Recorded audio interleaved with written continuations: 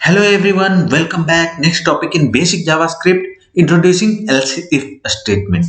If you have multiple conditions that needs to be addressed, you can chain if statement together with else if statement like this. Here it's shown in example. If num is greater than 15 means if this is true, then this block of code, else if, and another condition is given with if true, then this code will run. And if nothing from the above is true, then the else statement will run and return the value. So let's see the task for this challenge. Convert the logic to use else if statement.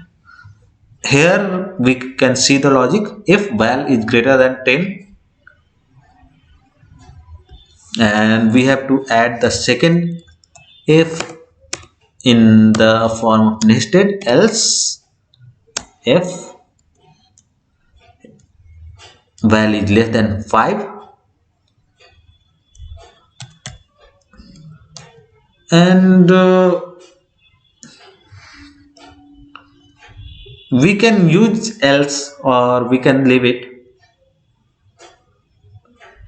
So let's leave it and run the test. Okay, we have to provide in the else statement like this and put the return statement inside that, so that we use to else statement as asked. So let's run the test, and it's successful. Download my solution, and thanks everyone for watching. See you in the next video. Till then, bye bye.